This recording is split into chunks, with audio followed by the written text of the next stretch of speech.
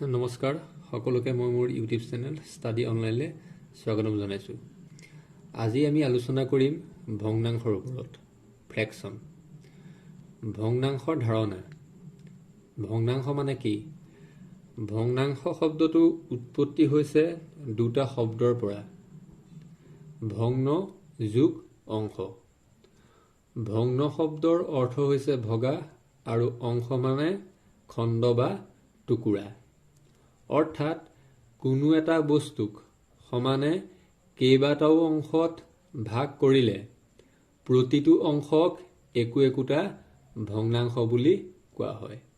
আমি কোনো এটা বস্তুক যেতিয়া সমানে কেইবাটাও অংশত ভাগ কৰোঁ আৰু ভাগ কৰি পেলাই আমি যিকেইটা অংশ পালোঁ সেই প্ৰতিটো অংশক একো একোটা ভগ্নাংশ বুলি কোৱা হয়। এতিয়া তলৰ চিত্ৰটোলৈ মন কৰিলে আপোনালোকে দেখিবলৈ পাব যে এই বস্তুটোক আমি সমানে 4 ভাগ কৰিলোঁ। 1 2 3 4 এভাগ দুভাগ তিনিভাগ 4 ভাগ। বস্তুটো সমানে 4 ভাগ কৰাৰ পিছত আমি যদি তাৰে 3 ভাগ লওঁ, এভাগ দুভাগ তিনিভাগ, তেতিয়া ভগ্নাংশটো হ'ব 4 ভাগৰ 3। অৰ্থাৎ বস্তুটো আমি সমানে 4 ভাগ কৰি তাৰে 3 ভাগ লৈছোঁ। গতিকে এইটোৱে হ'ল ভগ্নাংশ। ইয়াৰ পিছত আহিব ভগ্নাংশৰ প্ৰকাৰ। প্ৰথমতে আছে প্ৰকৃত ভগ্নাংশ। প্ৰকৃত ভগ্নাংশ কোনবিলাক? যিবোৰ ভগ্নাংশৰ লব তাৰ হৰতকৈ সৰু হয়। অৰ্থাৎ যিবিলাক ভগ্নাংশৰ লব তাৰ হৰতকৈ সৰু হয়। যেনে 8 ভাগৰ 7। 8 ভাগৰ 7ৰ 7 লব আৰু 8 হৰ। অৰ্থাৎ লব হৰতকৈ সৰু হয়। গতিকে 8 ভাগৰ 7 এটা প্ৰকৃত ভগ্নাংশ। ঠিক সেইদৰে 7 ভাগৰ 5, 17 ভাগৰ 12 এই আটাইবোৰ একো একোটা প্ৰকৃত ভগ্নাংশ। তাৰপিছত আছে অপ্ৰকৃত ভগ্নাংশ। অপ্ৰকৃত ভগ্নাংশ কোনবিলাক? যিবোৰ ভগ্নাংশৰ লব তাৰ হৰতকৈ ডাঙৰ বা হৰৰ সমান হয়। অৰ্থাৎ যিবিলাক ভগ্নাংশৰ লব হৰতকৈ ডাঙৰ হয় আৰু হৰৰ সমান হয় সেইবিলাক হ'ল অপ্ৰকৃত ভগ্নাংশ। যেনে 5 ভাগৰ 5। ইয়াত লব আৰু হৰ দুইটা একেটাই, 5 আৰু 5। গতিকে লব আৰু হৰ যদি একেটাই হয় তেনেহলে সেইটো অপ্ৰকৃত ভগ্নাংশ। গতিকে 5 ভাগৰ 5টো এটা অপ্ৰকৃত ভগ্নাংশ। ঠিক সেইদৰে 4 ভাগৰ 7। ইয়াত লব হ'ল 7 আৰু হৰ হ'ল 4। এতিয়া হৰ লবতকৈ সৰু, গতিকে 4 ভাগৰ 7টো এটা অপ্ৰকৃত ভগ্নাংশ। ঠিক সেইদৰে 7 ভাগৰ 10। ইয়াত লব হ'ল 10 আৰু হৰ হ'ল 7। এতিয়া লব ডাঙৰ আৰু হৰ সৰু, গতিকে 7 ভাগৰ 10টো এটা অপ্ৰকৃত ভগ্নাংশ। এতিয়া আপোনালোকে কেইটামান কথা মন কৰিব। কথাকেইটা হ'ল যে প্ৰতিটো স্বাভাৱিক সংখ্যাই অপ্ৰকৃত ভগ্নাংশ। এতিয়া স্বাভাৱিক সংখ্যা কোনবিলাক? 1 2 3 4 5 এইবিলাকে হ'ল স্বাভাৱিক সংখ্যা। আৰু সেই প্ৰত্যেকটো স্বাভাৱিক সংখ্যাই একো একোটা অপ্ৰকৃত ভগ্নাংশ হয়। তাৰপিছত আছে প্ৰকৃত ভগ্নাংশৰ মান 1তকৈ সৰু হয়। যিবিলাক ভগ্নাংশ প্ৰকৃত সিহঁতৰ মান সদায় 1তকৈ সৰু হয়। যেনে 8 ভাগৰ 7টো এটা প্ৰকৃত ভগ্নাংশ। 8 ভাগৰ 7টো 1তকৈ সৰু। অপ্ৰকৃত ভগ্নাংশৰ মান 1তকৈ ডাঙৰ। অপ্ৰকৃত ভগ্নাংশবিলাকৰ মান সদায় 1তকৈ ডাঙৰ হয়। যেনে 4 ভাগৰ 7। 4 ভাগৰ 7টো 1তকৈ ডাঙৰ। আৰু এটা কথা আছে ইয়াত যে অপ্ৰকৃত ভগ্নাংশৰ মান 1তকৈ ডাঙৰ বা কি হয়? বা 1 হয়। অপ্ৰকৃত ভগ্নাংশৰ মান 1তকৈ ডাঙৰ বা 1 হয়। অৰ্থাৎ এতিয়া 5 ভাগৰ 5। 5এ 5ক হৰণ কৰিলে কি হ'ব? 1 হ'ব। গতিকে 1 হোৱাৰ কাৰণে 5 ভাগৰ 5টো এটা অপ্ৰকৃত ভগ্নাংশ। অপ্ৰকৃত ভগ্নাংশ মান সদায় 1তকৈ ডাঙৰ হয়। 4 ভাগৰ 7 1তকৈ ডাঙৰ। 5 ভাগৰ 5 1ৰ সমান হয় অৰ্থাৎ 5/5 মানে হ'ল 1 গতিকে এই কথা তিনিটা আপোনালোকে মন কৰিব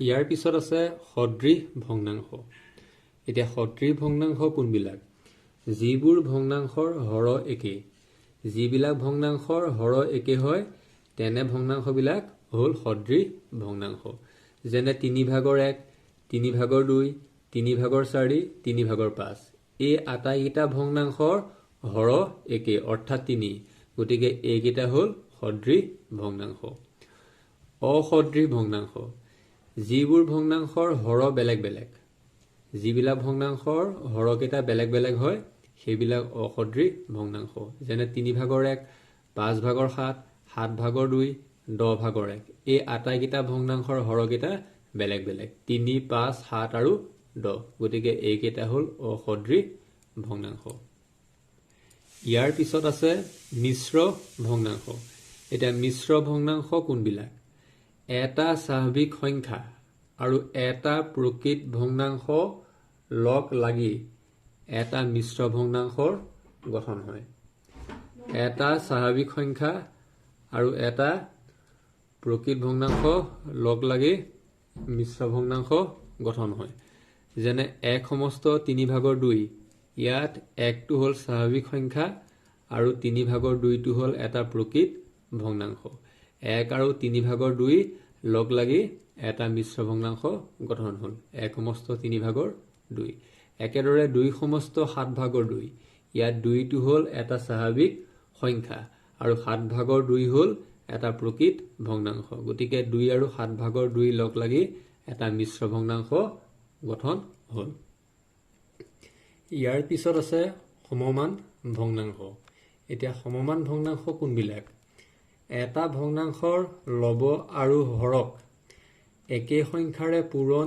বা হৰণ কৰিলে ভগ্নাংশটোৰ যেতিয়া মানৰ কোনো পৰিৱৰ্তন নহয় সেইবিলাকে হ'ল সমমান ভগ্নাংশ এটা ভগ্নাংশৰ লব আৰু হৰক একেটা সংখ্যাৰে পূৰণ বা হৰণ কৰিলে যেতিয়া ভগ্নাংশটোৰ মানৰ কোনো পৰিৱৰ্তন নহয় সেইবিলাকে হ'ল সমমান ভগ্নাংশ যেনে 2/1 2/1 ভগ্নাংশটোক প্ৰথমতে আমি লব আৰু হৰ এটা উভয়কে 2 পূৰণ কৰিলো কিমান হ'ল 4/2 এতিয়া 2/1 আৰু 4/2 ইহঁতৰ মানটো সমান ঠিক সেইদৰে 2/1ক আমি যদি 3 পূৰণ কৰোঁ মানে লব আৰু হৰ উভয়কে যদি আমি 3 পূৰণ কৰোঁ তেন্তে কিমান হ'ব 3 × 3 2 3 × 6 6/3 এতিয়া 2/1 আৰু 6/3 মানটো একে ঠিক সেইদৰে 2/1ক যদি আমি লব আৰু হৰ উভয়কে 4 পূৰণ কৰোঁ 1 পূৰণ 4 2 পূৰণ 4 সমান কিমান পালো 8/4 এতিয়া 2/1 আৰু 8/4 মান একে মানৰ কোনো পৰিৱৰ্তন হোৱা নাই গতিকে 2/1 4/2 6/3 8/4 এই ভগ্নাংশবিলাকৰ মান সমান গতিকে এইবিলাকে হ'ল সমমান ভগ্নাংশ ঠিক সেইদৰে আমি যেনেকৈ আগতে পূৰণ কৰিছিলোঁ এতিয়া আমি হৰণ কৰিম 36/12 36/12 ভগ্নাংশটোৰ লব আৰু হৰ উভয়কে আমি প্ৰথমতে 2 হৰণ কৰিম 12 হৰণ 2 সমান 6 36 হৰণ 2 সমান 18 তাৰপিছত হৰণ কৰিম আমি 3 আগতে যেনেকৈ পূৰণ কৰিছিলোঁ এতিয়া হৰণ কৰিম 3 12ক 4 বাৰ গ'ল 3 36ক 12 বাৰ গ'ল ঠিক সেইদৰে আমি আকৌ পুনৰাই আকৌ 4 হৰণ কৰিম 4 12ক 3 বাৰ গ'ল 4 36ক 9 বাৰ গ'ল এতিয়া 36/12 18/6 ইহঁতৰ মানটো একে 36/12 12/4 ইহঁতৰ মানটো একে ঠিক সেইদৰে 36/12 আৰু 9/3 এইকেইটা ভগ্নাংশৰ মান একে অৰ্থাৎ আমি শেষত কি পালো যে 36/12 18/6 12/4 আৰু 9/3 এই ভগ্নাংশবিলাকৰ মানে মানবিলাক একেই গতিকে এইবিলাক হ'ল সমমান ভগ্নাংশ আজি ভগ্নাংশৰ বিষয়ে ইমানেই ক'লো যদি ভিডিঅ'টো ভাল লাগিল তেনেহ'লে লাইক শ্বেয়াৰ আৰু ছাবস্ক্ৰাইব কৰিবলৈ নাপাহৰিব ধন্যবাদ